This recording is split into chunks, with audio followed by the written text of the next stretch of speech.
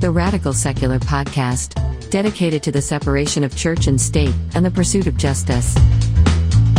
Hello, and welcome back to the Radical Secular Podcast. I'm Christophe Defoe. I'm Sean Prophet.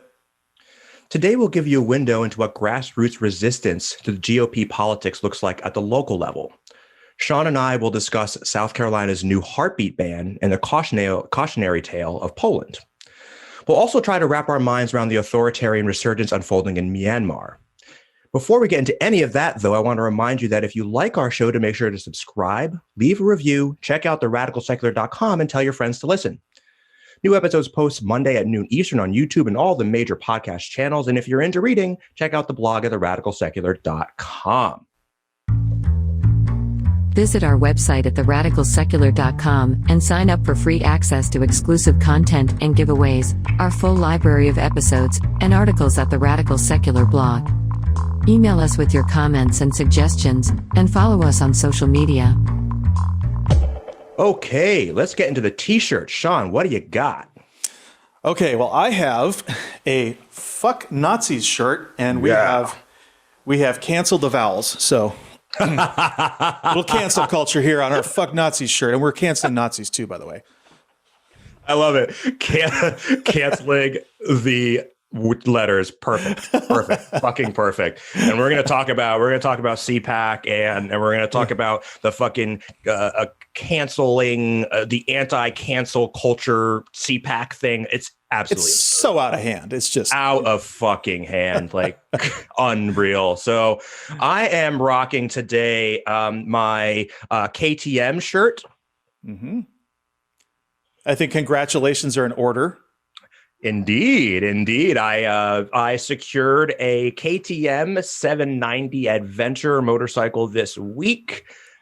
Very exciting. Sean and I, we had a conversation about motorcycles this week with our respective partners, and yes. we had a fun time doing that. And we talked about your guys' sort of. Yeah, we may be thinking about doing something similar. Now, here is the fun story. So I went out on a ride yesterday evening. So actually, and I'll make this quick, but the bottom line is they were supposed to deliver the motorcycle on Thursday, Thursday, and they showed up with the wrong motorcycle. And so they came back the next day with the correct motorcycle, and this was yesterday, Friday. We record on Saturdays. So anyway, of course I'm excited, right? So I throw on my stuff, I put on my helmet, I run out there, and I'm like, I can't wait to ride this thing around the block or whatever. So I ride out, and it's, it feels good. And I go, and I'm maybe, I don't know, like 5 blocks from my house or something like that. And I go to make a left-hand turn, and I'm going really slow. It's a sharp intersection, and I'm going real slow. And I take that, I lean hard, I'm feeling it, I'm feeling good, like I can. So I lean hard. Sean, the motorcycle slipped right out from under me. Oh, geez. The motorcycle slipped brand new, Sean. This was the maiden ride. The maiden ride. And it turns out, right, and look, so this is the first brand new motorcycle I've ever owned. But it's not the first set of tires I've ever owned. Right? I've owned many sets of new tires in my life. This has never happened before, but it turns out that when they're making the tires in the factory, right, they put like a coating on them to be able to get them out of the mold really easily. Oh. And so when you first get a brand new set of tires, right, like it's usually fine if you're going in a straight line. But if you really lean hard, there's basically Teflon on there, right? Oh my God. Like, and so it was drizzling. There was oil on the road, and I got this like Teflon on my tires. And I mean, like I am fine. Like I not even a bruise. It didn't even scratch my clothes, right? Like it's like honestly, like everything was, but like it did scratch my handlebar, the side of my handlebar. So I'm like, my brand new motorcycle, a 2020, and it already has a scratch on it. I've already dumped it once. You can't make this shit up. So anyway, I came home laughing, and I told Lindsay, and she just laughed at me for basically a half an hour straight. And it very well probably appropriate. Well deserved. I've been riding a long time. I know what I'm doing. But wow.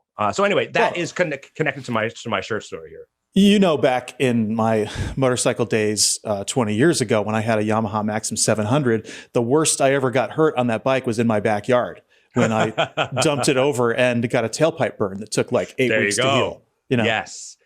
I'm telling you, slow motion tip overs are like, that's usually where it happens, right? These, like, when you're at slow speed, that's when you're most likely to fall off that motorcycle or have it land on you or whatever the hell else. So anyway, fun. And the stats are about that is I was reading something about crashes, and 30% of motorcycle crashes are people running into the back of cars. Oh, really? And that's also not surprising, because you look down at the at the thing for a second, right? And that's all it takes. That's all it takes. That's all it takes. And that happens in a car all the time, right? Yep. You look down at the radio for a second, right? You go to answer the phone, and boom, there you go, right? Yep. Except if you're on a bike, you can go flying. And that's the comically huge difference between the two experiences, for sure. One involves all being airborne, right, flying through the air, and the other one is maybe a fender bender. Anyway, so interesting little tidbit there. Everybody, make sure you always wear your gear. Right, no matter how short your ride is going to be. A little skid is not a big deal, but flying off the motorcycle and rear-ending somebody is a huge fucking deal. So you don't want to do that. Anyway, we have a lot to talk about today. Let's jump right into it. I want to start, Sean, with an amazing experience I had with this week with Grassroots Activism. Mm-hmm. My dear friend Lauren, and she's a friend of the show, a friend of mine, and a hardcore anti-racist, and really more than anything else, like, she's a real organizer, right? She's always organizing these sort of things. And so she asked me to get involved at the county level here in my home state of New Jersey. And the issue that we are addressing stems from this proposed anti-hate resolution, which all GOP Board of Commissioners tried to water down, which is, of course, unsurprising, but was also fucking infuriating and outrageous. So let me read some news coverage of the issue. And this is going to sort of lead us into our conversation about CPAC as well. Right. So, now, quote, during a heated discussion about anti-hate resolutions last week, the head of the Sussex County Board of Commissioners brought up 2 instances of vandalism and a reported shooting near the home of Sheriff Michael Strada last summer. Also, the whole sheriff system is just fucked. The sheriff system is so sick in this country. That's a whole other thing we can get into, but that's a separate matter. Anyway, back to the text here. Board Director Don Fantasia cited the incidents and mentioned Antifa and Black Lives Matter on Wednesday night during an anti-hate resolution discussion. That came amid a debate with local residents over an early proposal to condemn white supremacy, neo-Nazism, white nationalism, and the riot by Trump supporters at the U.S. Capitol on January 6th. Why, Fantasia asked, didn't the resolution note that the 10 shots fired at Strada's house while he was inside with his family, or the letters Blacklight BLM found spray painted on a street sign near his home and on the sheriff's street? She said 3 people had been arrested for the shooting and said one was affiliated with, quote, a group that she didn't name. Now, the problem with Fantasia's argument, key facts appear to be wrong based on statements from law enforcement in a review of the cases. No arrests have been made in connection with the June 1st incident outside Strada's home. Neither the state police nor Sussex County Prosecutor's Office have stated 10 shots were fired, nor has anyone confirmed the finding of bullets or casings near the site. Fucking outrageous. Now, this is the entire GOP playbook on full display. Bad faith, false equivalence, deflection, conspiracy theories, outright lies. Now, the meeting itself was really awesome. It was great. I got to do a little speech, and it was really great to feel like everyone there was these progressives that were really keeping this GOP hegemony in check in that area. And it was the first time I'd ever attended something like this, where you just had these passionate progressives holding conservatives accountable. And anyway, it was really, really great. But also so infuriating, Sean, because all the stuff that came out of their mouths was exactly the kind of shit that we've come to sort of expect from conservatives.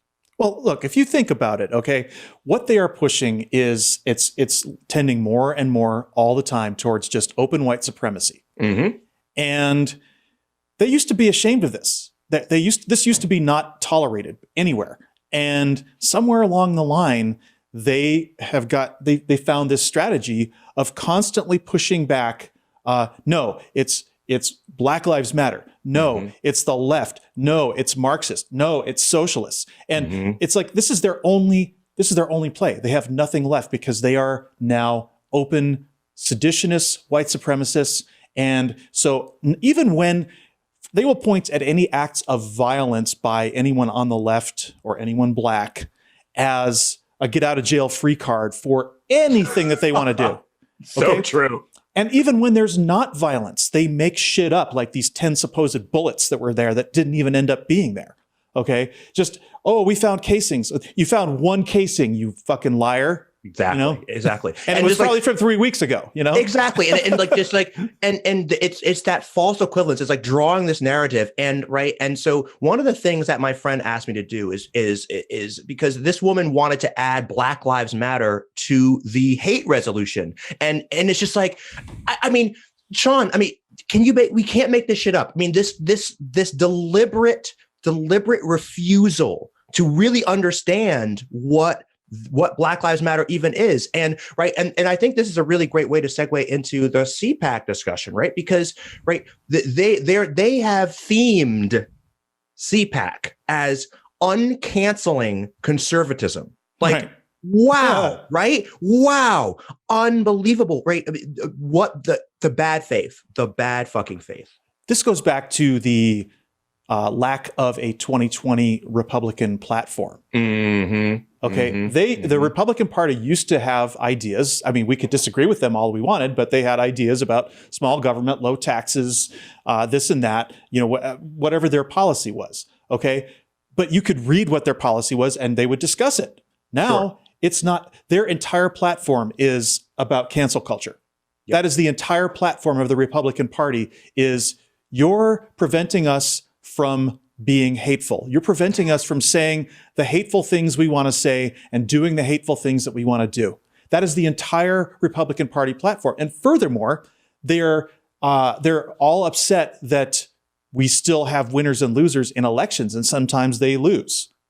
Yeah, I mean, and that's just fascism, right? At this point, and like you and I were talking earlier about this, and this is important, right? This is that fascism needs a unifying lie, right? I was talking to my friend Razib earlier today about this, and a unifying lie, and they have that now. The unifying lie is like things like cancel culture, which is related to, right, which is an interesting dovetail with the election fraud. Right, because it's the same idea that basically that like conservatives are it's a victim narrative that conservatives are being canceled. Their votes are not being counted, but it's the same sort of concept. This idea that we are not being taken seriously somehow, and even though the irony of this is on full display with like a month ago or whatever, with Marjorie Taylor Greene wearing censored on her mask as she sits. As she talks on the floor of the House of Representatives, being covered by C-SPAN for free.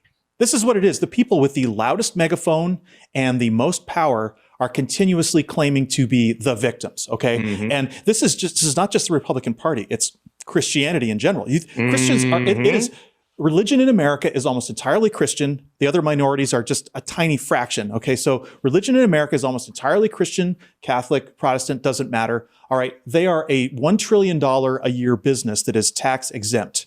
They control massive, a massive quantity of the districts are hardcore red districts that are dominated by evangelicals. And they have basically in the Senate, you have to have a supermajority to get anything done. And they have a lock on that 40 vote block that prevents anything from ever getting done. Okay. And so they have the most power. They have Fox News. They have highest rated news and opinion programs in the country. They had Rush Limbaugh. They have millions of people listen to them on the radio. They have megaphones everywhere. And yet they're constantly claiming to be the victims and to be canceled. Yeah, that's exactly right. And this is important. And this is what you and I talked about earlier today. One of the things we talked about earlier today, and that is the issue of accountability. And we talk about accountability on this show all the time, because really when you're saying cancel culture, what you're really saying is, I don't believe in accountability. I believe I should be able to do whatever I want to do, whenever I want to do it. And that is the entire MAGA brand. It is basically like, fuck your feelings, right? Fuck your feelings is a great it's their entire brand. It's the entire brand. Fuck your feelings. And I think it's important too, right? You mentioned this, and I think maybe you should talk about it in terms of the connection with libertarianism here. Well, okay. So we know that there's this spectrum that goes from libertarianism. Everybody is free to do whatever they want. And so you bring in weaponry. Okay, so now you have the Second Amendment. Everybody's could have as big a guns as they want. Well, pretty soon, whoever has the biggest guns wins. And now you're back to essentially anarchy, the warlord system, which is feudalism. So this is what happens. If you don't have rules in civilization, it immediately goes towards anarchy and then to feudalism, which is the way that humans have lived for most of their history. And we're coming out of that into a more democratic system. And the ugly, bony hand of the past is trying to reach out and just quash democracy. And this is the venue. Okay, so we used to fight with weapons. Now the weapons are words and ideas. And in a democracy, those are your weapons, right? So it's all about what's acceptable in terms of discourse. It didn't used to be acceptable to be an open white supremacist. It didn't used to be acceptable to try to overturn elections. It didn't used to be acceptable to say shitty things about women and gay people and transgender people. Now these things this is just their policy. This is, Marjorie Taylor Greene in the Capitol building is putting up a bulletin board saying that there's only two genders, right? And she's doing that specifically because the congresswoman across the hall has a transgender child. Okay, so this is just open hate, and what it ends up doing is encouraging, just like with the biggest guns, the people with the loudest megaphone are the ones who win, because if you can't cancel their megaphone, they dominate the discourse. That's absolutely right. And cancel culture I think it's really important that we debunk this concept. We talked about this earlier too, right? This is important because I am hearing people I know, people I care about, smart people and people with progressives, obviously, because I'm certainly not friends with a whole lot of conservatives. Wonder why. For all the reasons we're talking about right now.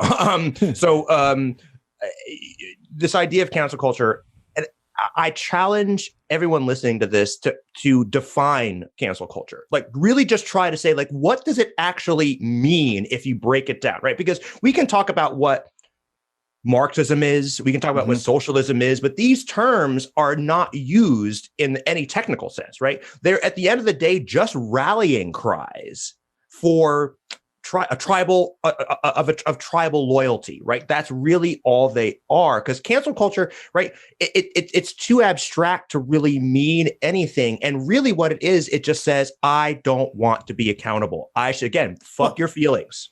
Cancel culture should just be relabeled, I want to say shitty things. Yes.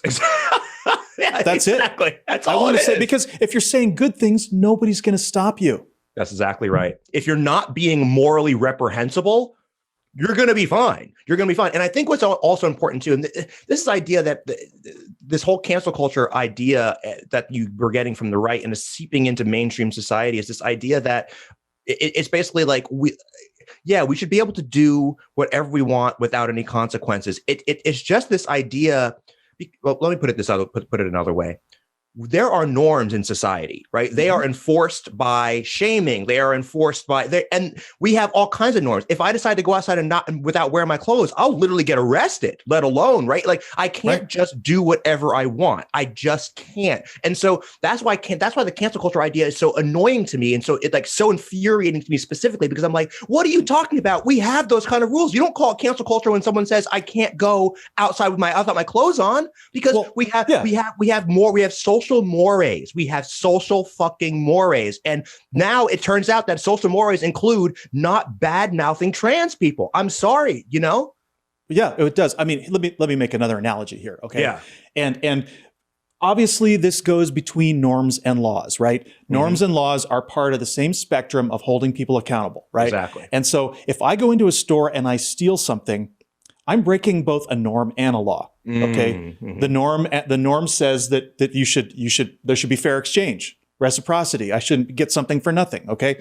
And the law says, there's a law against petty theft and larceny. Okay. So there's no question about that. Nobody is going to argue with the fact that somebody should be arrested for stealing.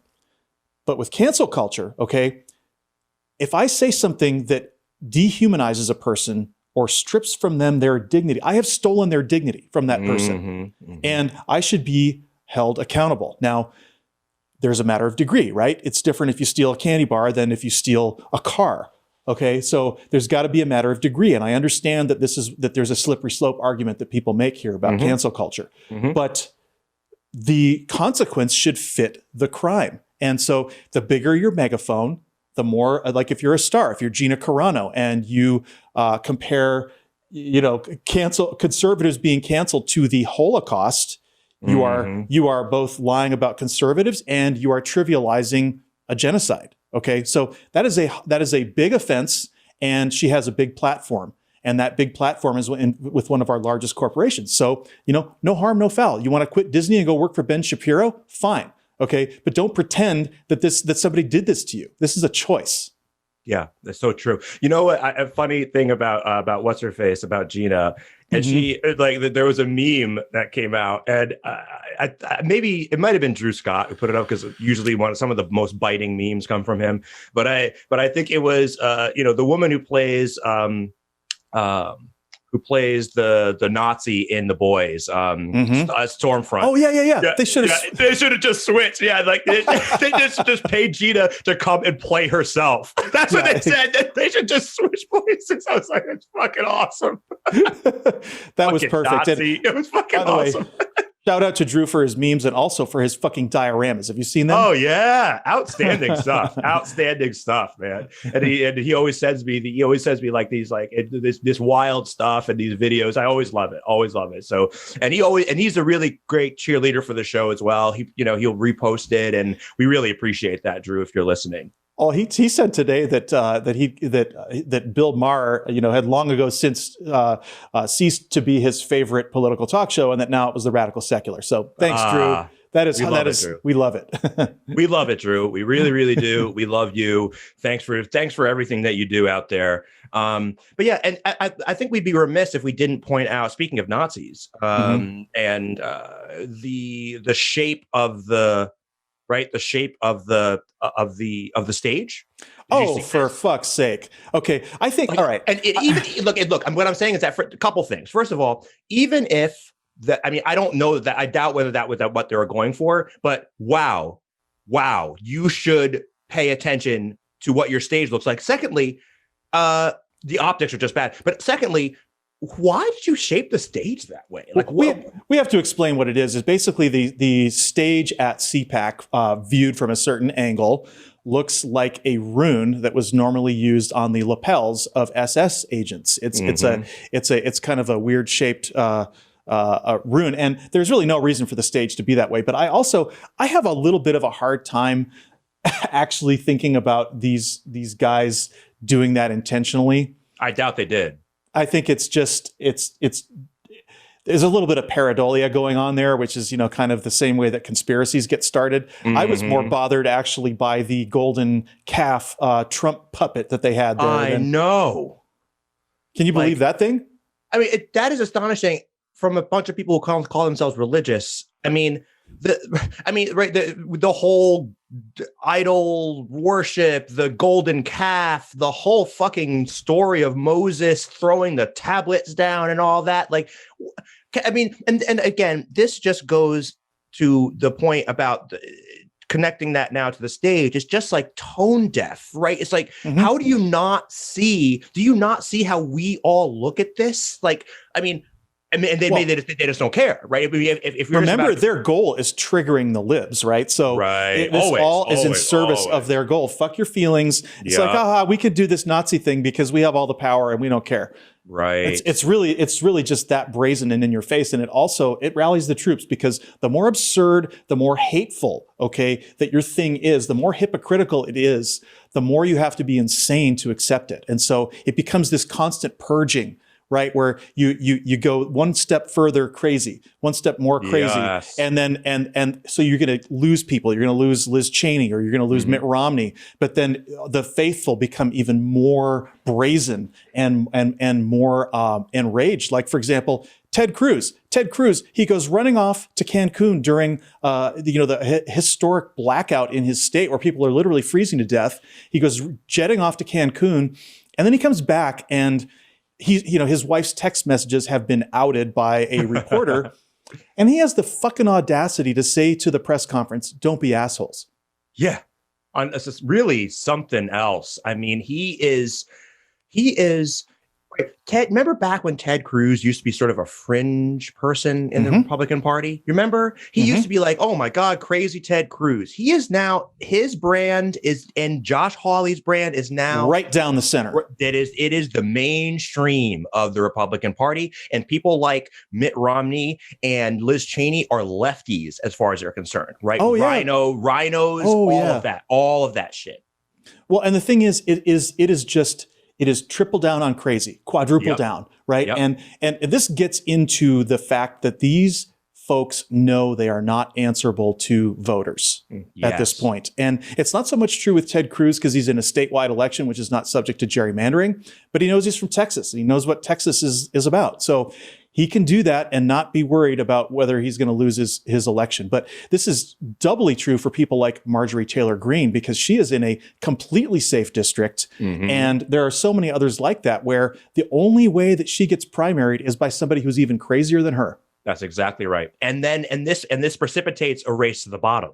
Right? Because that, like you say, the goal, like if you backtrack on right-wingness, then you just get primaried from the right. And so it just becomes like, how crazy can you be? And like you said, this is this phenomenon where you see where we see this in cults, right? Is where when the big lie is shown to be a lie, people, it galvanizes the cult, right? It galvanizes the cult. It doesn't. Some people will get peeled off, right? Some people will, for sure. Like when the cult that you and I were involved in, when the nuclear bombs didn't fall, a lot of people left, but some people didn't. Some people doubled down and got even more invested in some ways, Well, they did exactly what the Republican Party is doing, in the sense that they said, our prayers prevented this from happening. We prevented this. So, and so it comes to the point where anyone who actually said in our cult, hey, the messenger was wrong about this prophecy.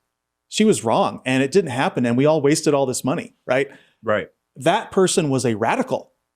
Right. And now the mainstream of the cult is our prayers prevented the disaster, and she was right, and our faith is strong. Okay. Yeah. And this is exactly what's going on here. Now in the Republican Party, to say that we should count the votes and have a fair election is considered radical. Which is such a crazy, I mean, when we're talking about we're talking about numbers, right? We're talking about so it is now an article of, we're talking about math. So we're talking about, it's an article of faith now in the GOP to not believe in basic math, right? Like that is where we are at this point. But and that's actually not that big of a difference, right? Because science was always something that they just didn't, right? Anything that goes against orthodoxy just gets jettisoned. Admitting that a school shooting actually happened and wasn't a false flag is heresy. Like, if you admit that a school shooting actually happened, then you might have to question the Second Amendment. You might have to question all these things. We can't do it. Can't do it. You can't pull that thread. It's the same thing with, this, as I was saying earlier on in this conversation, right? This woman, this Dawn Fantasia, right? The whole thing, the sticking point here is not wanting to put in the Trump insurrection, right? Into the thing, because it's an article of faith on the right now that was either not a big deal, it was a false flag operation, or if those two, the third fallback position is, okay, even if it was real, Trump, it wasn't Trump's fault, right? So those are like the three sort of like fallback positions. Yeah, and BLM is worse. Right. And of course, you always have to throw in a little bit of false equivalence like that. Definitely always have to throw in. And by the way, let me try to end this with, I'll read what I wrote, what I read. I want to hear your speech. I gave. Absolutely. And so then we'll close off this segment and move on to the next thing. It's a great way to end this because it was all about busting up false equivalence. Here we go. My name is Christophe Defoe, and in many ways, I'm just like you. My family settled in northwestern New Jersey in the 18th century. My grandfather fought in World War II. I'm an American citizen. I'm married to a beautiful woman named Lindsay. I'm a lawyer, a homeowner, and a New York Giants fan. I've got 2 cats at home, and I should probably get a little more exercise than I do. I'm also a black man living in America, though. Shortly after the 2016 election, I was assaulted and called the N-word outside a New Jersey bar. I quit playing men's league hockey in 2017 after I was assaulted explicitly due to my race. And those dangerous encounters are rare in comparison to the subtle indignities I've shrugged off over the course of my life, like the time someone replied, "Oh, wow, a black lawyer," when I revealed my profession at a birthday party in 2014. I doubt that many of the council members have been physically assaulted because of the color of their skin. I doubt also that they have frequently had their credentials questioned because of the color of their skin. You see, in those ways, you and I are not alike. Like my grandfather who faced racial discrimination when he returned to the United States after fighting fascists in Europe, I'm engaged in an ongoing struggle to be included in America's promise of universal justice. Black Lives Matter gives voice to that struggle. The organization describes itself as, quote, an inclusive and spacious movement that must move beyond the narrow nationalism that's all too prevalent in Black communities to build a movement that brings us all to the front. A recent Harvard study shows that 96.3% of Black Lives Matter demonstrations involve no property damage or police injuries, and in 97.7% of events, there were no injuries at all. On the other hand, the Proud Boys is a far-right, neo-fascist, male-only, white nationalist organization that promotes and engages in political violence. They describe themselves as, quote, Western chauvinists who, quote, refuse to apologize for creating the modern world. Its participants espouse all manner of bigotry while making allies with white supremacists. In fact, the notorious neo-Nazi march in Charlottesville was organized by a Proud Boys member. Proud Boys member played a prominent role in the violent insurrection on January 6th. Surely, you're all smart enough to understand the distinction here. Black Lives Matter is a broad, inclusionary movement committed to an America in which everyone has a seat at the table of power, regardless of their race, gender, or religion. Black Lives Matter is not about Black supremacy. It's about eliminating race-based supremacy altogether. The Proud Boys, on the other hand, are explicitly in the exclusion business. The KKK built its identity around violent reaction to the 20th century civil rights movement, the movement that finally guaranteed my grandfather's right to vote. Likewise, neo-fascists like the Proud Boys and the Oath Keepers have built their identity around violent reaction to the 21st century's civil rights movement, the movement which seeks to end race-based supremacy once and for all. I urge this council to unambiguously condemn neo-fascism so that you can spare your grandchildren the embarrassment of explaining why their ancestors were so obviously on the wrong side of history. Man, that is so right. And I'm so glad that you put that in such stark terms. Because this is the entire battle. I mean, the internet never forgets.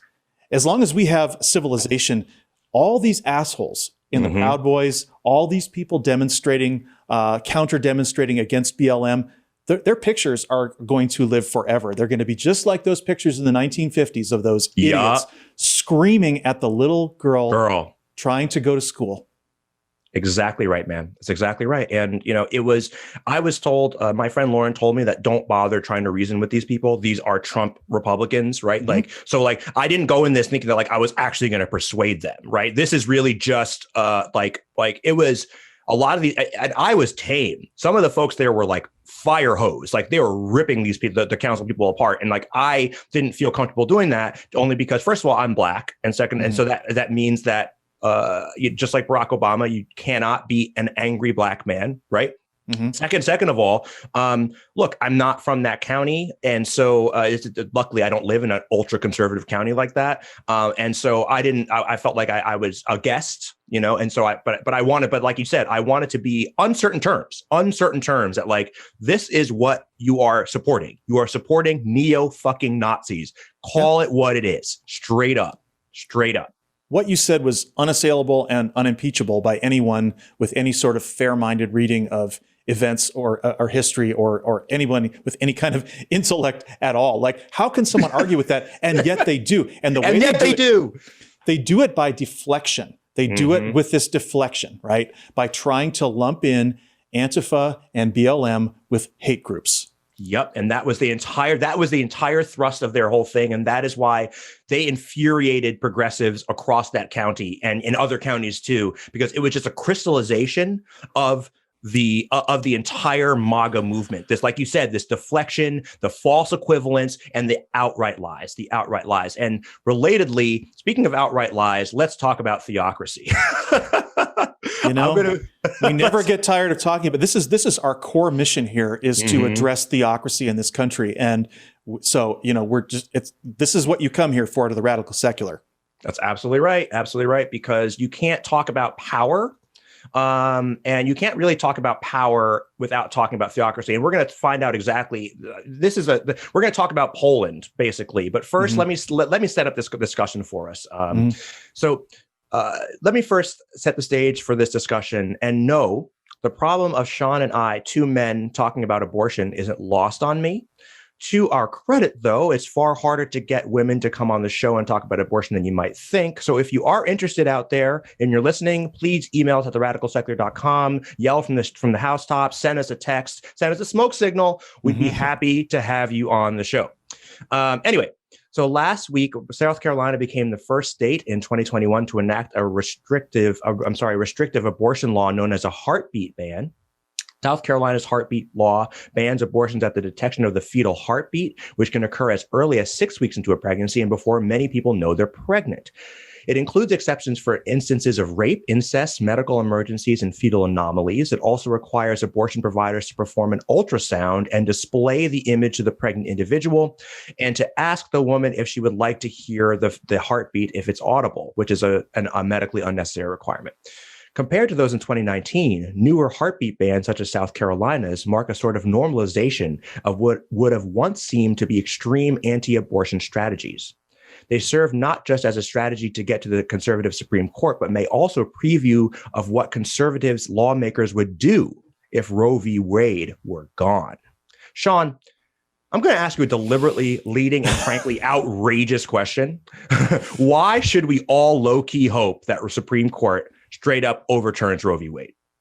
Okay, boy, I have so much to say on this. I mean, there's that answer to that question really has two parts, because in a functioning democracy, we should hope that the Supreme Court overturns Roe v. Wade, because what that would do is that would set up a backlash where voters would throw these people out. We would get new justices on the Supreme Court, and or Congress would vote something ironclad, or we'd pass a constitutional amendment enshrining abortion as a constitutional right. Any or all of those things should be what happens in a democratic society where there's something like 65 or 70% support for legal abortion. Okay. But now the second part of my answer is that in a country where we are hurtling toward minority rule, okay, it's damn scary that we have a 6-3 Supreme Court that could overturn Roe v. Wade, and we are blocked from having majoritarian representation in the legislature to address this. So we could have a situation where this kind of locks us into possibly decades of abortion, back alley abortions and women not having control over their bodies. It could be a very heinous situation. And by the way, I really have to bang the drum here, because I talked about this so much prior to 2016 that we would be dealing with a conservative court for a generation if we didn't elect Hillary Clinton. And I heard about this not just from, it wasn't just conservatives who hated Clinton. It was a lot of liberals. A lot of the Bernie people really hated Clinton and didn't want to vote for her. And I probably talked to, thousands of this type of person in 2016 across all my social media channels and everybody I could potentially talk to and say, hey, if you care about a woman's right to choose, you have to vote for Hillary, regardless of what else you might think about her. And And I have to call out people like Susan Sarandon, who's supposedly a feminist, right? And who was just dead set on the warpath against voting for Hillary Clinton. Well, now look what you did, okay? And the response, of course, by the Bernie people is, well, you should have nominated Bernie if you wanted to protect women's right to choose, okay? This is nonsense because they're predicating that entire argument on that Bernie would have beat Trump. Well, that's not a known, first of all, Bernie wasn't on the ballot in the general election. And the fact whether he would have beaten Trump or not is a hypothetical. So this is what these guys hang their hat on. But the fact is that if abortion does become illegal, if the Supreme Court overturns Roe v. Wade, this will be on the heads of a lot of so-called progressives who, didn't vote for Hillary in 2016. That was the time to fix this, and now we're in the age of consequences. That's absolutely right. And I saw a funny tweet recently this week, which says, "Man, it's really sucks that I was born, or I missed out on the fuck around decades, and now I'm in the find out decades," right? Like, because now we're living in we fucked around and found out. We fucked around and found out, because here we are now. And you know what? The whole Bernie would have won argument, and you and I talked about earlier, this problem with the attacks on Biden that we're seeing now, which is in a similar vein. But it's predicated on this idea that if we let Trump win, or if Trump wins, or the entire, let's rip down the system, right? If we just burn it down, burn it all down, and this is the Susan Sarandon argument, right? Like, burn down the system, let them see how bad it's going to get, and then we'll be able to build something. But that is all predicated, like you said, on the idea that there's actually a democracy afterward, which is not how this ends. This does not end with there still being a democracy. This is what I call progressive apocalypticism. And there was a survey, and this is not unique to the right or the left. About 40% of Americans have this burn it down mentality, and they want to see.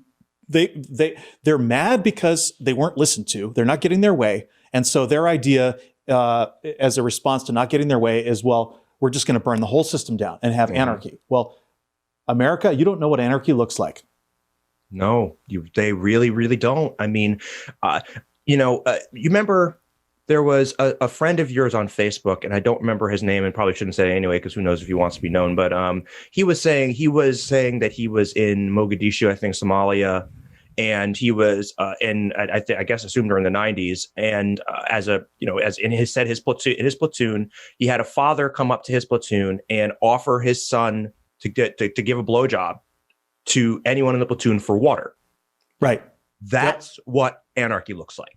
That's what anarchy looks like. Let's be clear. The total degradation of humanity is what anarchy looks like. That's what it looks like. It's not sexy. It's not fun. It's not cool. It doesn't necessarily. It is certain necessarily. It very unlikely results in a reconstitution of democracy. Like, what world do you think that breaking down democracy is the way to reinforce it? It is just it is this idea.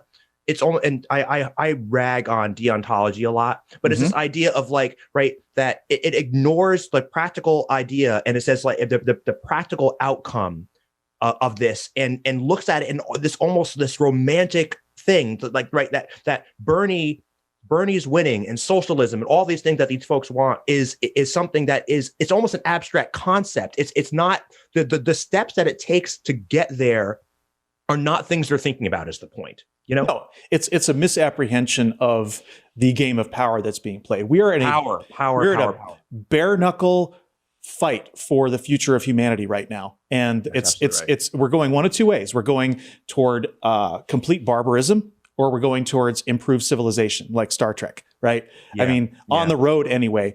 Who do you think is going to rebuild the United Nations if it falls apart? Yeah, who do you think is going to rebuild our democratic institutions, right? Once they fall apart and once warlords are in charge, how do you get back to... How do you get back? I mean, you just have to look at Somalia, Ethiopia. You got to look at the places where government is so weak that it cannot stand up to private violence, basically, right? And it's a nightmare, an absolute nightmare. Just imagine, okay, your local militia being in charge of your local government. Exactly. Just imagine all those guys with the 3% and Oath Keepers. Those guys are now the commandant of your city, and they can shoot you on sight. Yep. They can rape. They can get away with anything they want, and they can come in your house and drag your family out in the middle of the night. Matter of fact, this happens all the time in other parts of the world. We're going to talk about this a little later, but there was one where there was a massacre in November of 2020 in Ethiopia, and this exact thing happened. These militias came to town. They dragged everybody out and shot them in the street right in front of their homes. They had mothers tying up their children. They had, just executing people for no good reason whatsoever. That's what happens. And of course, rape is always right in here with this, right? Like that you cannot. And for all the women out there, that is, and slavery, right? Sex slavery in particular is what we're looking at here. This is what we're talking about here. And people like look at people like you and I, Sean, and say, oh, you're alarmist and da-da-da. But I mean, let's talk about Poland, because this is a great example, right? But let's look down the road. Let's look down the road a little bit about what theocracy looks like and what it looks like when democracy falls apart. When democracy falls apart. When accountability falls apart. That's exactly right. They want to kill journalists. Okay, what happens when the media is not watching? Yes. What happens when you take over journalism in a country and where it no longer holds people accountable? We'll find out. We're going to find out.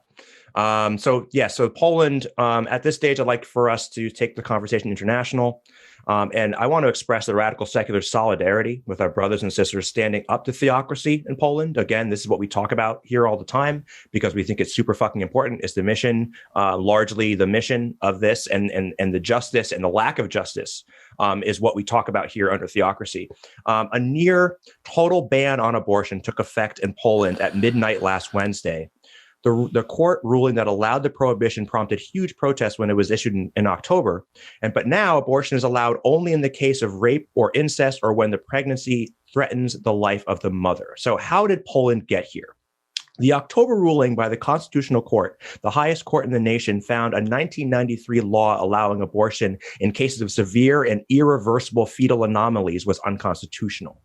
In 2019, 98% of the abortions were carried out under those grounds, meaning that this ruling effectively banned the vast majority of pregnancy terminations. The court justified its ruling on the grounds that, quote, an unborn child is a human being, end quote, and therefore it deserves protection under Poland's constitution, which ensures the right to life. The ruling provoked outrage from supporters of the right to abortion, but Poland's conservative government, which has strong ties to the country's powerful Catholic Church, supports the ruling. We're going to be talking about the role of the Catholic Church in Polish politics. But first, Sean, can you draw a line for our listeners between the rulings like that handed down by Poland's Constitutional Court and the abject suffering endured by our recent guest, Choral Annika Thiel? Okay, so I mean, this is a huge subject. It is. Go for it. Just have at it. It just has to do with what a lot of people just don't want to admit. And that is that the vast bulk of the patriarchal religions on the planet are fertility cults. And they don't have any, women's primary role in their mind is to bear children.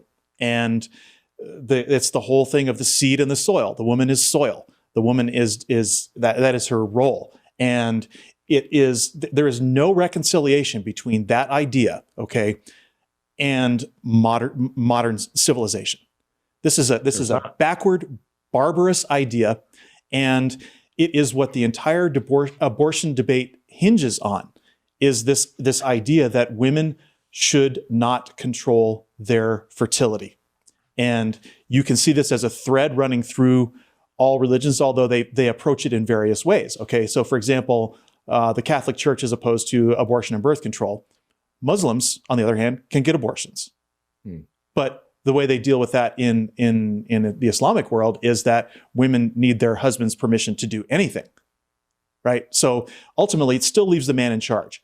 Everything to do with controlling a woman's fertility is one of the primary methods that men use to keep women down and to be dominant. And so that is where the connection is with Coral Annika Teal, because she was in this abusive marriage where all of her entire life was completely controlled, from money to her movements to what she wore to what she could even say to her children. And she was, she had 8 children. So I don't think that any woman would choose to have 8 children. And so in these religious cults, they don't allow birth control, and there is not consent. She told us on the show that there was spousal rape going on, and they think that's fine. And we have to come to terms with the fact that the conservative moral hierarchy always involves rape. Okay, the idea that a woman can fail to consent or withhold consent from a man is against the conservative moral hierarchy. And that hierarchy comes from God to the man, or actually God to the church, and then to the man, and then to the woman, and the child is on the very bottom. So it's the height of hypocrisy for them to say that they are pro-life or pro-child, that they care about this heartbeat, because the child is at the very bottom of that hierarchy to begin with. And they don't treat children who are already here, who have already been born, they don't treat them well. They don't seem to care about their education unless it involves indoctrination. Mm-hmm. They don't seem to care about feeding or clothing them unless it involves a private charity from their church where they can groom them to be future members. Okay, they're not interested in providing a baseline of civilized support for women and children. They're interested in control. And so this whole thing is just shot through with hypocrisy from beginning to end. And this is why we as men, I believe, are qualified to talk on abortion, because even though I can't get pregnant, I have raised 3 children, and I understand what a woman goes through. And this is not talked about because we have this incredibly pro-birth, pro-fertility, idea that really for a woman to have a child, and it's through our entire culture. We talk about, her biological clock is ticking. When are you going to have a child? Oh, you're getting, and then this whole shame of the trade-off between child and career. Right. Mm-hmm, mm-hmm. And this, I could talk about this for a long time. I don't want to sidetrack our show, but I will say that any man who wants to weigh in on abortion, you better have a vasectomy. I have. Yeah. Right. Yeah. And this is important because it's great points all around, Sean. And I think that it's about taking agency away from women. Let's call right. The idea that this has anything to do with life is just as bullshit as Black Lives Matter is also a hate crime. It's also a hate group, right? It's the same fault. It's the same bad faith argument, right? The argument, it's never because we know that these are people who want corporal punishment. These are think about what Coral went through as a child, right? And everybody should go back and listen to that episode, because it is just, if you want to understand why Sean and I do this every fucking week, go and listen to that thing, because yes, that's an extreme example, but this is why I brought up this question, because I want to draw that line for people, because people it's really easy to say, oh, that's an outlier. Oh, that's a crazy situation. But no.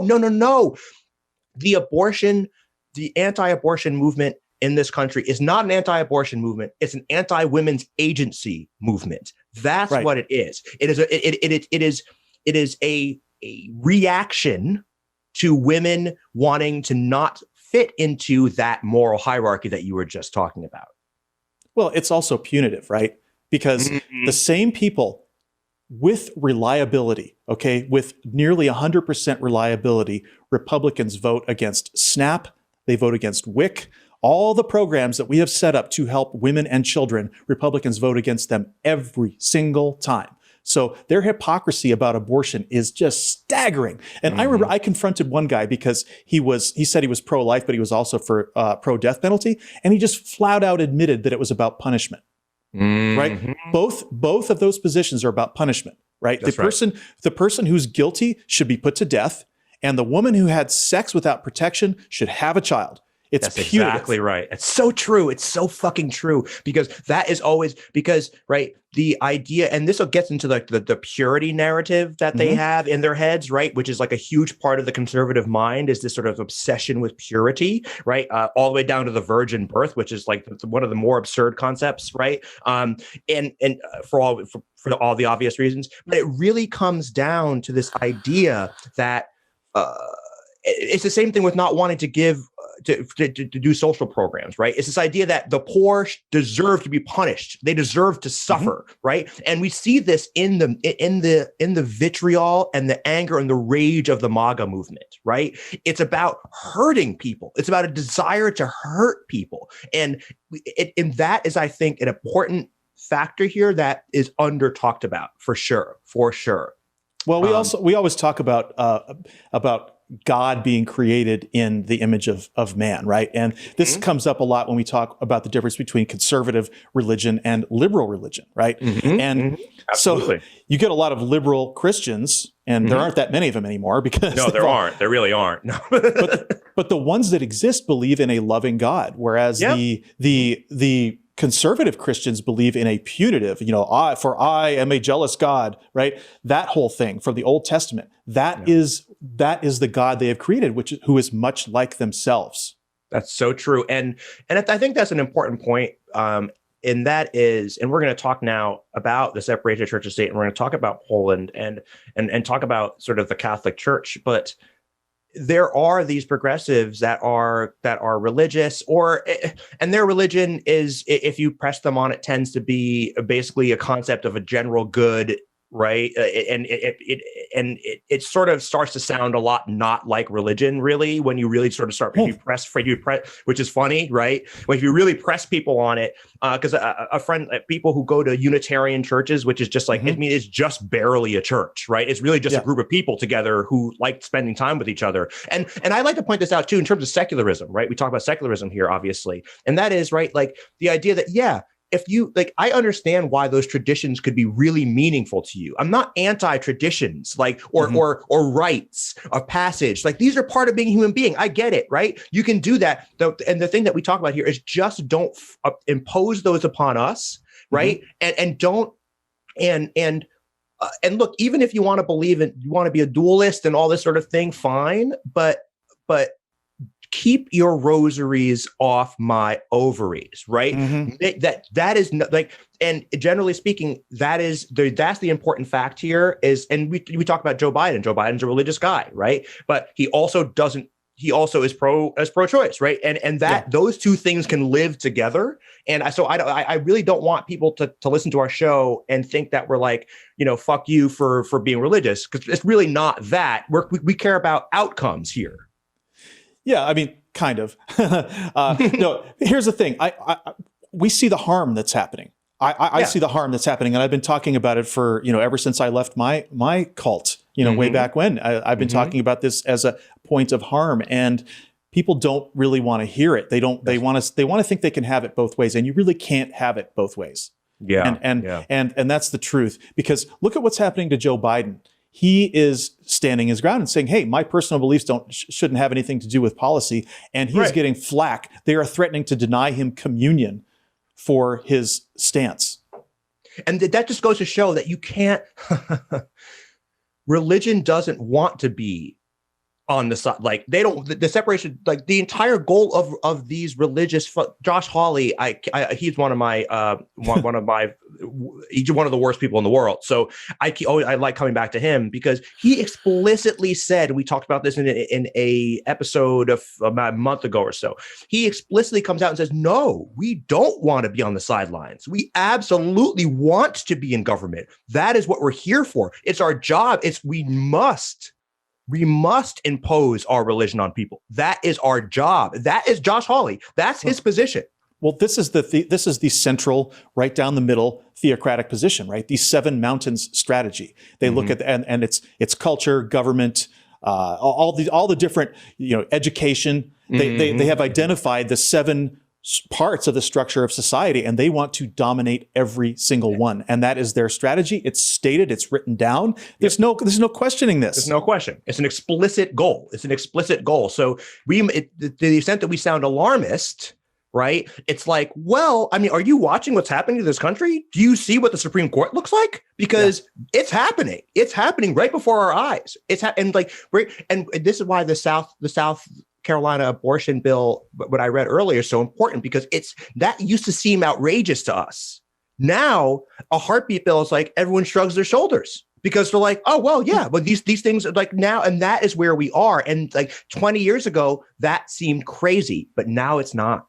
Well, do you remember? I don't know if you remember it. It was sometime in the early 2010s where there was a guy, I think his name was Murdoch or something like that, and he had to resign, or he dropped out of a primary race or whatever because he used the term legitimate rape.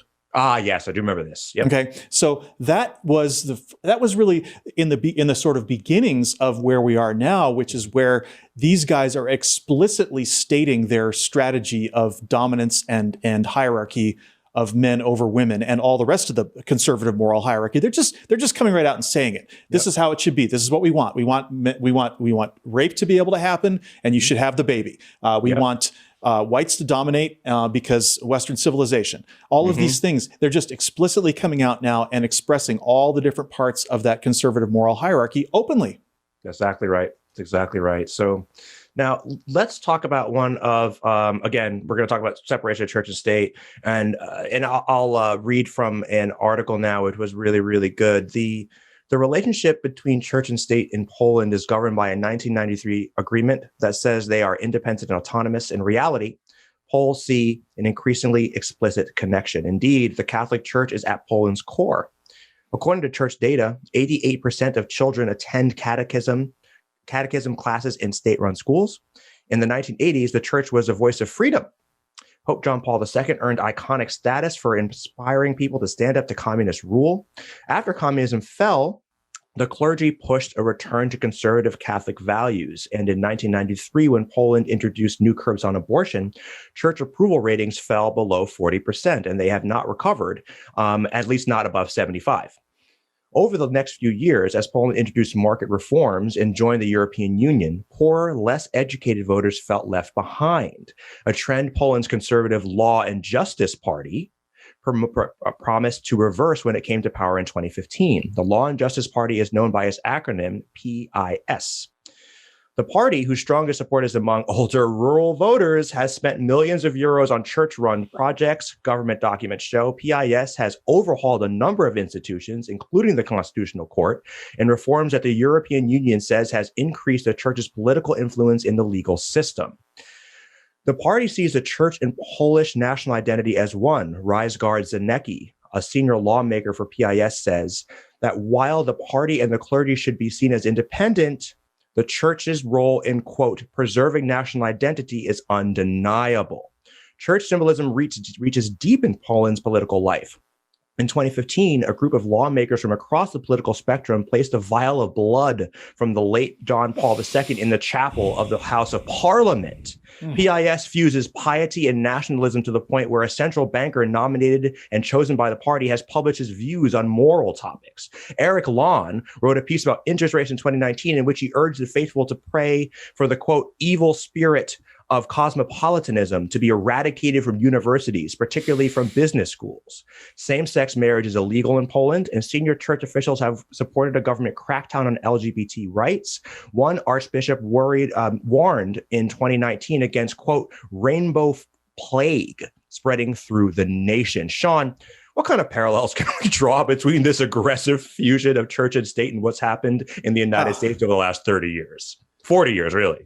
Jesus fucking Christ. I mean, okay, so let's just start at the beginning where you have Pope John Paul and him being involved in the fall of communism. Well, come on, let's cut the shit, okay?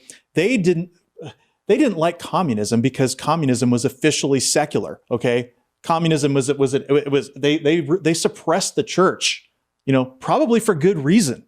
You know, all throughout the Soviet Union and the Eastern Bloc countries, the church was suppressed and maybe a little bit persecuted.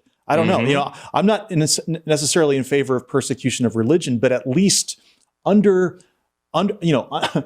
Soviet rule, okay, women and were not oppressed. Right. It was there was abortion was legal and available, and all of this. It was at least they were making an attempt to have some equality, because that's what their philosophy was, is that people should be equal. Now, we could go in all day long into what the problems were with communism, and I would agree. I would agree that there were lots of problems, but the Catholic Church and just let's face it, all throughout the former communist world, okay, churches are resurgent. I mean, it was this was like the best opportunity for them. When communism fell, I mean, the Russian Orthodox Church, the Catholic Church, all throughout that area. I mean, they just got a meal ticket at that point. So, okay, it's entirely unsurprising that they would be trying to insert themselves into the government, because that's what you do. It's about power. It's about who controls society. Same thing, the Seven Mountains strategy. We can see the future of that over there in Poland right now, because culturally they have a huge. You want to talk about cancel culture? Okay, there's a woman who displayed a picture of the Virgin Mary with a rainbow halo, and she faced charges and went to prison. Okay, there's another guy, a heavy metal musician, and I've got the article here somewhere, but I won't take the time to look it up. But he is now facing a 4,000 euro fine for stepping on a picture of the Virgin Mary at one of his shows. So this is what's going on. Is you want to talk about censorship and cancel culture? I mean, the right does this in spades whenever they get into power. So absolutely right. And this thing that central banker said about the evil spirit of cosmopolitanism, I mean, here you go. Okay, what is cosmopolitanism? It means equal rights. It means having a multicultural society with people from all over the world. And Europe is the most multicultural place in the world. So how can you then sit there and try to reinstitute this straight white religious culture in the middle of Europe? Yep. And I think what you said there was really important, because in the vacuum that communism, the reason why the communists, probably one of the large reasons why the communist Soviets, let's put it that way, distinguish that from communism, but the Soviets suppressed the church is because they realized that the church is a rival power, right? This is not a rival political and social power specifically, not also a financial power, but really a ideological power that you have to grapple with. And as soon as that ideology was gone, I mean, here it comes, like coming right back. And again, religion is never content being part of society. It needs to dominate it. That is how it works, right? It is premised on this idea, and we talk about this, you talk about this a lot, we talk about this a lot, and it's premised on this idea that God over man. I mean, the entire idea is that there is only one power and that we should all submit to it. That is literally the defining concept of what religion is, right? So we shouldn't be surprised that as soon as it's left off the leash, it creeps into power, creeps into government, and next thing you know, abortions are all illegal. And by the way, of course, we know the story here. Poor women are always going to get hit the hardest here, right? Rich women will always be able to go to a different place where you are able to get an abortion, right? A lot of these politicians who have mistresses, they're going to get abortions for their mistresses for fucking sure. You could be absolutely, even as they pray at the church on their knees, they're going to go home and get a fucking abortion. We both know this. And can we talk about the vial of fucking blood? Like, what the fuck? This is like, we talk about this being a death cult, right? I mean, what the fuck? A vial of his blood? I mean, that's just sick. It's really sick. And of course, this goes back, if you believe in dualism, if you believe in spirits, good and evil spirits, you might believe that a vial of someone's blood would have some magic powers, right? I mean, we're talking about, this goes all the way back to the earliest humans, like with talismans and being, worshiping the rain god, performing human sacrifice, right? Yeah. It's like, this is just magical thinking in its very worst incarnation. I want to bring it back, though, to the legal and cultural environment and the reason why it's going to be very, very difficult for women to get those rights back in Poland. And that is because the PIS in the Law and Justice Party. This is the whole same law and order thing. I mean, you're hearing the same even language, okay? And rhetoric is the same, dude. It's the same fucking rhetoric. And the attacks on journalism have gone a lot farther in those places, because in Poland, they have pretty much taken over the media entirely. It would be as if there was nothing but Fox News. And so you can imagine how much the conservatives hate CNN and hate ABC, CBS, NBC, all the like fact-based media. They got to get rid of it, because it just doesn't, you can't maintain this kind of dominance and oppression as long as you have an independent media. So this is what's happening, is that journalists are being arrested, harassed, shot, locked up, for doing their jobs in these places, because fascism cannot operate in an era of accountability. So, and then the other thing they did, of course, is what they're also trying to do here, is they packed the courts and they changed the jurisdiction of a lot of the courts in Poland as well. And if you read about what happened there, I mean, I have a friend who, he was an admin on the like liberal quick response team group. And he was in Poland as all this was happening and as this takeover was occurring, within the last 10 to 15 years. And he just says, this is what's going on in the US right now is exactly what happened in Poland. And he had to leave. He left and came here because it was so intolerable for liberals over there. Yeah. And there won't be anywhere. If America falls to fascism, there won't be anywhere to go. And you won't be able to go somewhere to get an abortion. It'll be like in The Handmaid's Tale, where the border to Canada is completely closed. If Canada even remains a free nation, right, under those circumstances, because Canada is protected by us. The entire democratic world is protected by us. So if we go, then there's no place to run. Yeah.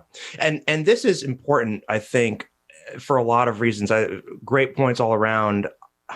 It is, people don't understand the danger, and it's, the frog in the boiling water thing that we talk about here, right? Like we are the fucking frog, man. We're the fucking frog. And but you and I aren't. You and I are not the frog. You and I are not the frog. I don't know what we are. Some sort of. We're running around banging the pots and pans and saying, "Wake up, people!" We're running around the neighborhood. Paul Revere riding, whatever metaphor. We are trying to wake people up, because by the time you lose your rights, it's going to be too late. Too late. It's too late. I mean, that's what I say at the beginning of the segment, that we stand in solidarity with our friends in Poland, and because they did wake up one day and realize that, holy shit, I mean, now I can't get an abortion, right? And they flaunted all the restrictions, the COVID restrictions, and they ran out in the streets, and there was some hope, perhaps, that in October, that due to the show of discontent, that there would be that the law wouldn't be enforced. But for all the reasons we talked about earlier in the show, there is no accountability. And so it doesn't matter that people go and protest, right? No, there is no democrat. The democracy has already been corroded so much that the people's voice is irrelevant. Yeah, if there's no mechanism for change at the government level, then street protests are just, you look at the street protests in Russia, okay? Alexei Navalny, he comes home, and for the first time in 10 years or whatever, people actually are defying government restrictions and protesting in the streets. Well, they came down with an iron fist, and they arrested a lot of those people. A lot of those people were tortured, and they cracked down so severely because they want to send the message, don't ever fucking do this again. That's right. And I think, we're going to talk about the coup in Myanmar in a little while, but I think it's important to see here that this is sort of the modern version of authoritarianism, right? And it's not even a really new playbook. It's an very old playbook, but it really always comes down to authoritarians marrying themselves to the church. Hitler did this. Mussolini did this. And Putin has done this, right? He is really big with the Russian Orthodox and all that kind of stuff, because because first of all, you get the sort of moral authority with a lot of people that way, and second of all, you are then able. They both have the same goals, right? Which is to dominate society and stamp out resistance, right? So it's a genius move if you are a shitty authoritarian.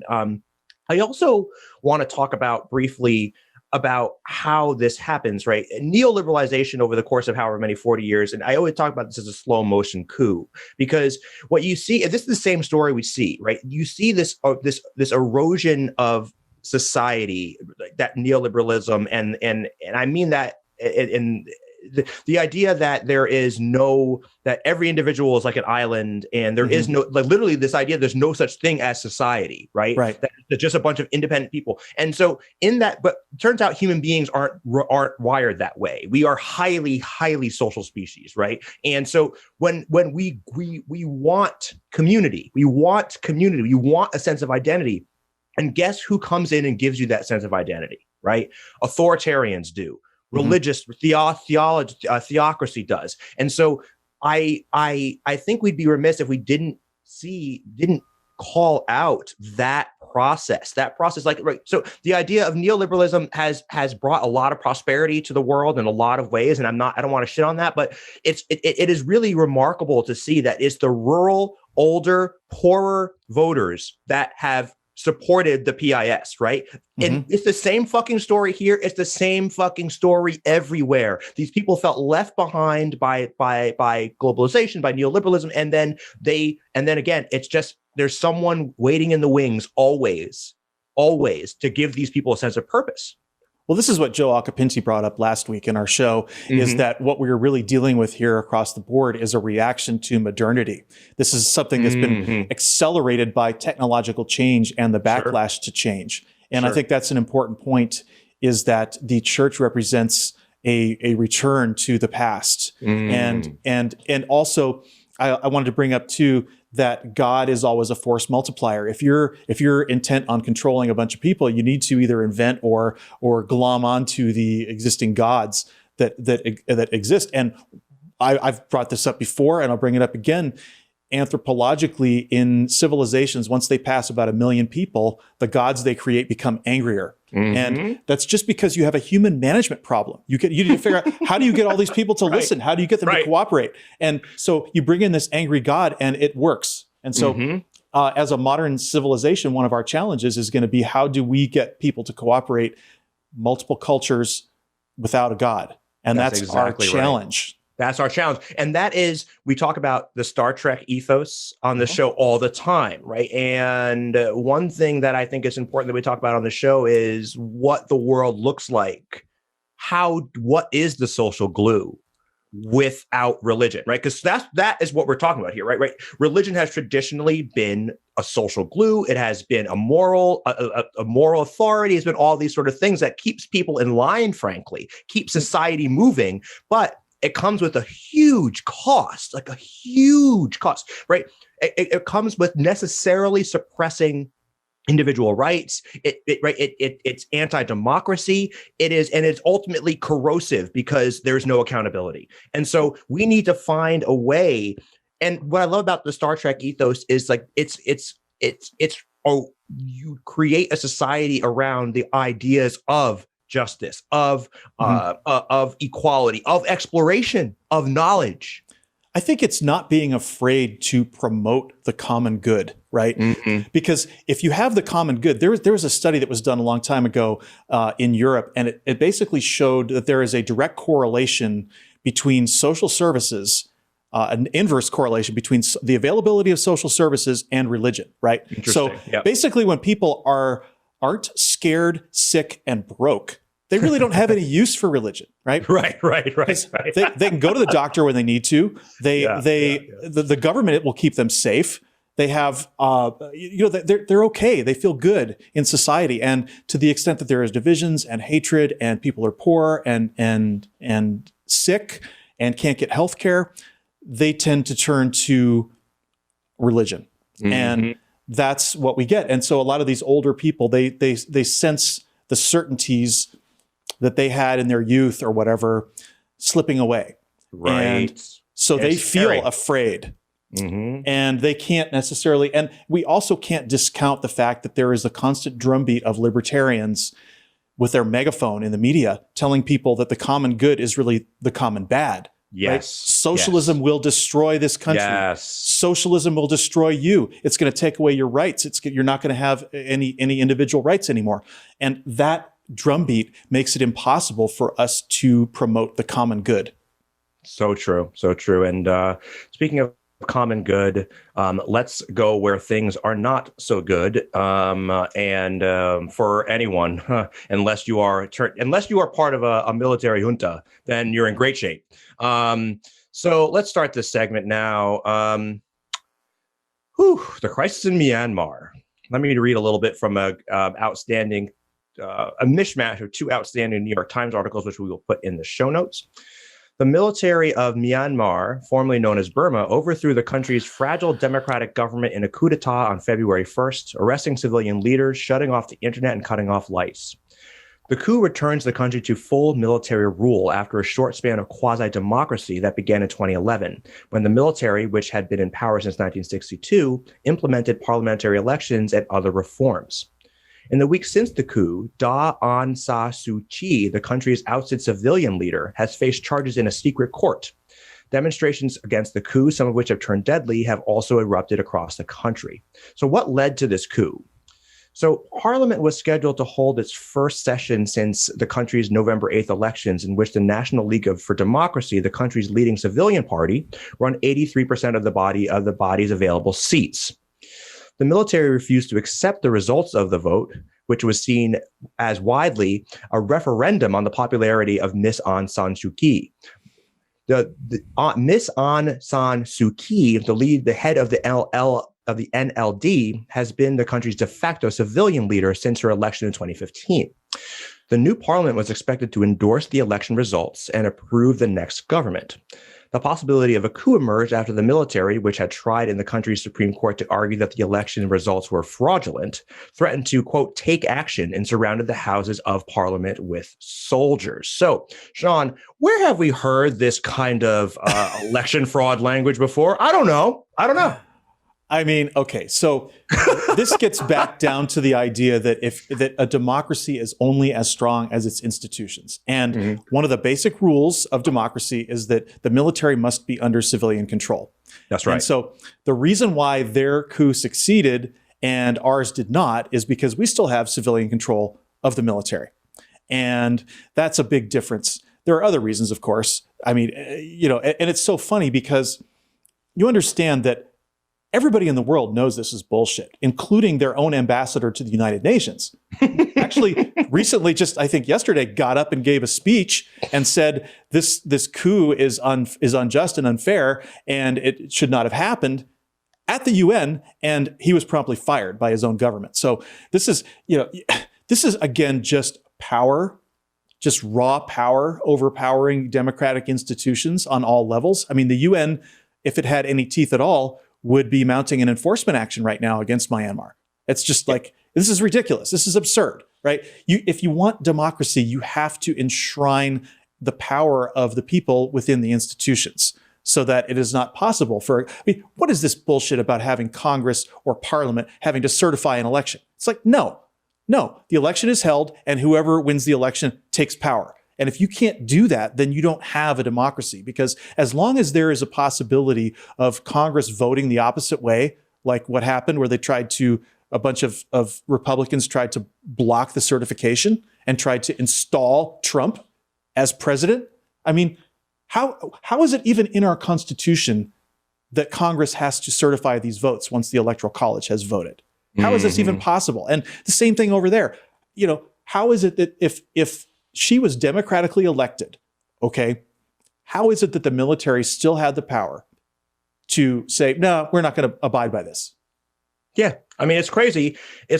And it's a cautionary tale. A lot of this show is about a cautionary tale, right?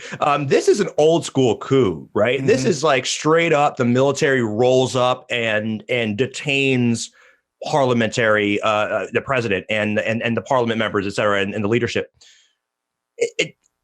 I bring that up because we are experiencing, and I said this already during the show, and I'll say it again, and I'll say it again next show, and that is we are experiencing a slow motion coup. Since Reagan, we have seen this unfold very slowly. So it's really easy to point at this at like, oh, tin pot dictatorship, third world, ah, ha, ha, ha, ha, look at them being, backward. But this is happening. It's almost easier to just, at least we can identify this. Everyone can see this as a coup for exactly what it is. Here, you and I have to bang pots and pans for everyone to notice that, wait a second, this is low key happening here, though, right? Like, we talked about theocracy earlier. And the reason why I really want to hammer on these issues during this show is particularly as to really draw the line for people. And I wanted to draw a line between abortion and quarrel. These are cautionary tales for what happens when you when you're the frog and the water's warming up. Okay, well, let's be very clear. A gerrymander in the United States is a coup. Mm-hmm. A gerrymander is a coup, because what you're doing is you're essentially saying that we know that if we had properly drawn, compact, even districts, this would be the outcome of the election. But instead, we're going to draw these districts so that the outcome of the election does not reflect the will of the people. Right. And in a way, our Constitution carried out the original coup by setting up the Senate in the way that it was set up, by setting up the Electoral College in the way that it was set up. We do not have a democracy. And so when our democracy fails, we say, oh, well, we can vote those people out. Not necessarily. No, not necessarily. That's what's terrifying. And that is what, when you look at our country, like, oh, we have all these freedoms. This what just drives me fucking nuts, Sean, because conservatives are always talk about their freedoms, right? Mm-hmm. Their freedom to not wear a mask, their freedom to say whatever they want, their freedom to go to a Walmart during lockdown. But right, this concept of freedom is purely deontological. It has nothing to do with actual freedoms, right? Because the same thing with the libertarian freedom, right? This is great because it's freedom to discriminate. It's freedom to dominate. It's not freedom for most people. It's freedom for the most powerful. And that's what we see in theocracy. That's what we see here in Myanmar. And it's always like slathered with these euphemisms of freedom and right to life and just like astonishing displays of hypocrisy on all of this stuff, Did you see Ted Cruz's scream? He did like a Howard Dean like scream of freedom. Yeah. Okay. Yeah. I mean, that is like a battle cry of right-wing authoritarianism. Mm-hmm. It's so true.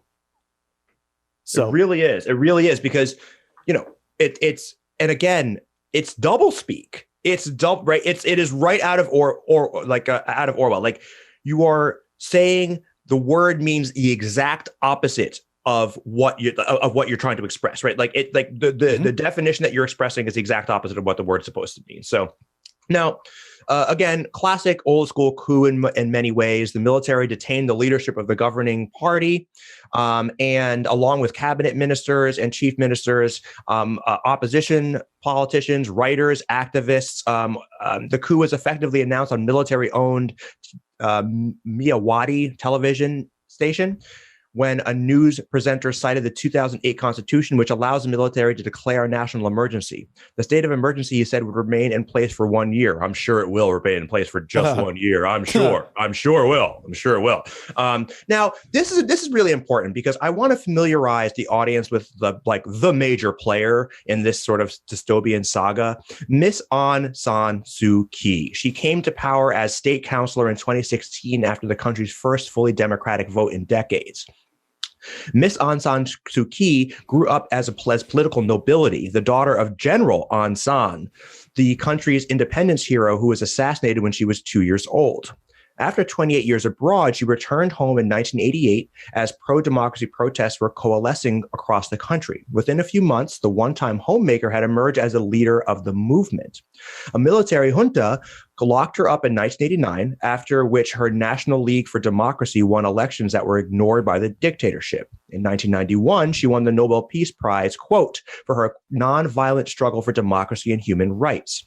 During house arrest in her crumbling villa for a total of 15 years, Miss Aung San Suu Kyi kept a strict schedule. She listened to BBC radio news reports, she practiced the piano, and she meditated the Buddhist way, intent, she said, on transcending earthly concerns. Miss Aung San Suu Kyi Kyi missed her two sons growing up and the death of her husband, a British academic, from cancer.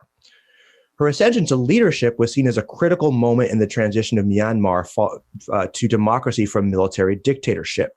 Her time in detention made her an international icon. And again, she was awarded the Nobel Peace Prize in 1991.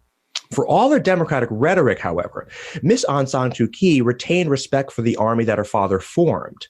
Since taking power as the country's state councilor in 2016, Miss Aung San Suu Kyi repeatedly praised the army while refusing to acknowledge the military's drive to rid the Rohingya Muslims from the country.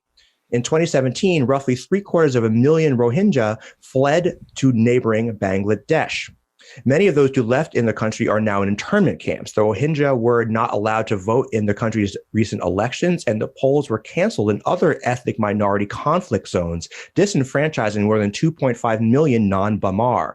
As a result, ethnic parties were unable to make the electoral gains they once expected.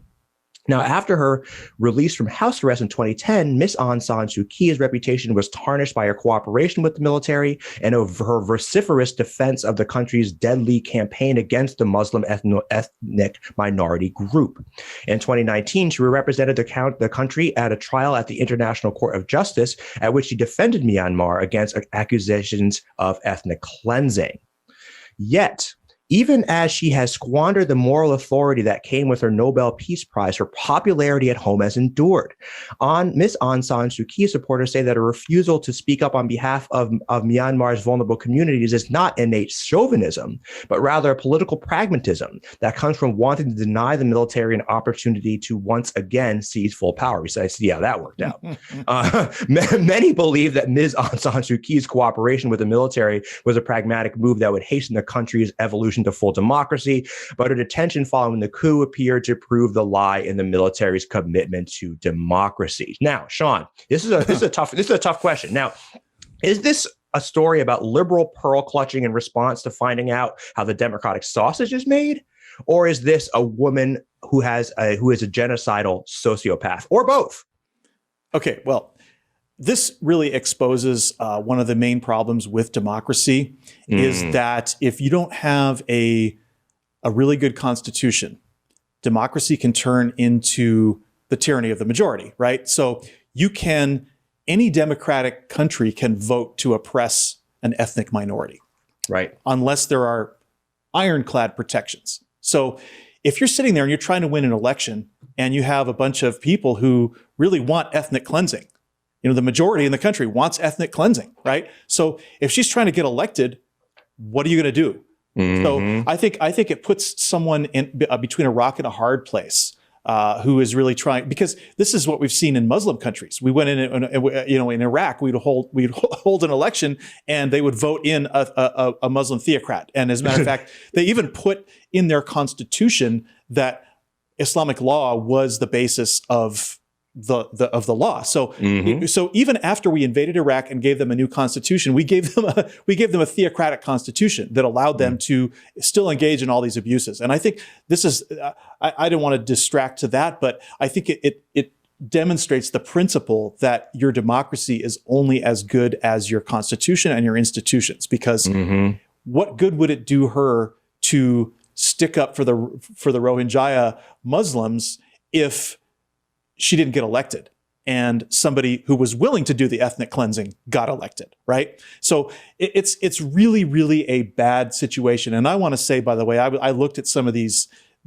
images and stories about what's going on with these people. And again, as you've said before, Christophe, whenever you try to move a large group of people, it always leads to atrocities. And they started forced marching like 700,000 people. And they went into their villages. These are really, really beautiful places with greenery and nice villages where they had nice, clean, huts. I mean, it's not a Western standard of living, but it was certainly a way that these people were living pretty well in their situation. And the rape gangs came in, they torched their villages, they drove them out, and now these people are all in some of the largest refugee camps in the world. And I'm talking about in an area that has extreme weather, floods, incredibly hot summers, humidity, and they are living in what amounts to plastic huts, like these. They've got black tarps over, whatever sticks they can find to put up, and there are hundreds of thousands of people, children, women, living in these squalid conditions now because of this ethnic cleansing. It is one of the ugliest stories I've ever seen. It really, really is. And this is why I wanted to bring light to this, because this really, as you were talking, I was reflecting a little bit on what we talked about earlier. And that is this idea that people think that anarchy is good, or that we don't need these institutions. Like, no, we are so fucking lucky. We are so fucking lucky. What we see outside, the roads that we drive down, the water that we drink, the fact that we were able to do this show and not really worry about being dragged out of our house and shot. These are democratic institutions that this is because we have strong, we can't take this for granted. We cannot take it for granted. We cannot take this for granted, man. Like this is what happens. And just think about this woman. Think about this woman, right? And I don't want to defend her, and I'm not defending her because these are, she is explaining away atrocities, but at the same time, like she's between, I always say, Iraq and a hard place, Iraq and a hard place. But Lindsay, it's a terrible dad joke. I know. I can't help it. But anyway, but she's really between a rock and a hard place. I mean, like you say, what is she going to do? Like, do the right thing? I mean, I remember in this article, there was a Buddhist monk, and I love this because everyone loves to think that the Buddhists are like some sort of like, godly no. figure. This Buddhist monk's like, oh no, kill all the Muslims. Yeah. Good. This is what he's saying. I mean, this is what I'm not making this up. He was saying that, like, no, she did the right thing. They're scum. They are. And then it's always the reference to rodents and to insects that comes in, right? And the dehumanization. And this is coming from a fucking Buddhist monk, not a Buddhist monk who lives in a fucking monkery or whatever the fuck. This is what he's saying. This is what we're talking about here. Western people tend to romanticize Eastern religion as peaceful, as somehow different and more spiritual and all of that. It is utter horseshit. Okay. You have China, which is, Buddhist, Confucian, it is a whole other culture that is often revered by people in the West. Yep. And look how they treat their Muslims. There are 2 million Muslims in prison camps being raped, tortured. Yep. And, this is what goes on, folks. That's absolutely what goes on. And it's so important to say this because in the same way that power and religion fuse in the United States, is in the process of fusing. We talked about it in Poland, and it happens in Eastern countries too, right? It's not like everyone sits on their cushion all day and just meditates all day, right? Like they're Buddhist in the same way that most people are Christians here. Right? They may be good people, they may be bad people, and there's a lot of people who are perfectly willing to use that religion to impose their will upon other people, including literal monks. I mean, you can't make this shit up because they're the people who are supposed to be standing on top of the Himalayas, meditating and shit. You know what I mean? But no. And I think that's really, really important. No one ever murders with such enthusiasm as when they think they have divine justification. That's exactly right.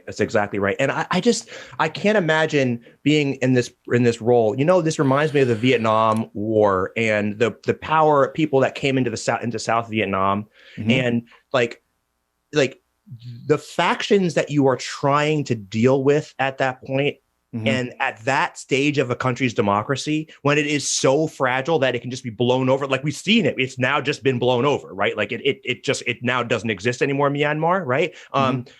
But when you're dealing with it, that's right. You have to make these kinds of, can you imagine having to make these kind of decisions? Like how do you sit there and say, I know that this whole group of people is going to die, but my job is to keep this country moving in the right direction, right? And these are like even someone like Biden with the fucking airstrikes, for example. Whatever hard decisions he has to make in terms of the minimum wage, right? These are decisions that are like, this is how the sausage gets made, folks. This is how the fucking sausage get made. There are people out there that want to destroy democracy, that want to destroy civilization. And sometimes we have to be willing to get our hands dirty. And again, I'm not justifying genocide. I'm obviously not. Like, come on. Obviously, I'm not. Before anyone like out there like use these words against me in like 10 years or something like that. Of course, I'm not saying that. No. Well, here's the thing: is that if you saw Aung San Suu Kyi gave a speech in the Capitol Rotunda. I just watched it actually, and it was a short speech. It was about a 10-minute speech in English. She's fully multicultural and educated. Oh, yeah. And bright woman. She's like a really remarkable woman. Remarkable. Yeah. And in this 10-minute speech, she said all of the right things. She said all the right words, her commitment to democratic institutions and all of these things. There was nothing wrong with the speech, but yet, less than 10 years later, she's aiding and abetting a genocide. And this just goes to show how difficult and fragile the process of democracy is, and being able to fuse democracy and justice when you have people who are, just gripped with sectarian and ethnic priorities. And this is why we can't allow, in the United States, bringing this back full circle, we cannot allow the people who want ethnic cleansing to gain power. That's absolutely right. That's absolutely right, man. And I think that is like the sort of the theme of the show here. And we are getting to the end of our time. Do you have any final thoughts? Well, just, it goes back to that old 1960s chant, right? If not now, when? If not us, who? Right?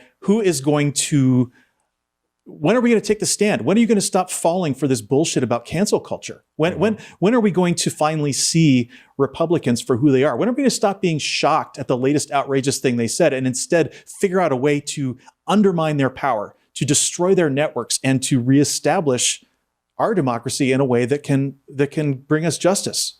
Yeah. It's I think it's really they have a militant right. They have militias. We don't tend to have those things on the left. Antifa is the closest we have. And it's because it's not in our nature to try and dominate other people. Like, right. It is not in our nature on the left to think in those terms. But I do. And I don't think that we should give up we shouldn't sacrifice our values for anything. But that said, in order to preserve our values, we have to start thinking differently about this fight. We have to start thinking differently about this fight. And that's what we talk about, I think, here a lot on the Radical Secular. And I think it makes people feel uncomfortable. But look, part of what we do here is make people feel uncomfortable, right? And so it's so critical that we realize, and this is what I really was hoping when in putting this show together, to realize the stakes. And I think we did a good job. I hope that we did a good job here for everyone listening to elucidate what is at stake here, why we do this show, why and how fucking fragile everything that we enjoy and take for granted is, including the motorcycle. I mean, to finish off, right where we started, I fell on my motorcycle yesterday. And I remember as it was happening, this absolute shock, like, oh my God, this is really happening right now. It felt like a dream. And that is what it feels like when you are woken up from your complacency all of a sudden. And I don't want that to happen when the Supreme Court strikes down Roe v. Wade for all the jokes we made about that earlier, So, okay, once again, remember that if you like our show, make sure to subscribe, leave a review, check out theradicalsecular.com, and tell your friends to listen. New episodes post Mondays at noon Eastern on YouTube and all the major podcast channels. And if you're into reading, check out the blog at theradicalsecular.com. I'm Christophe Defo. Thank you for being here. And remember that wherever you are, you can be radically secular.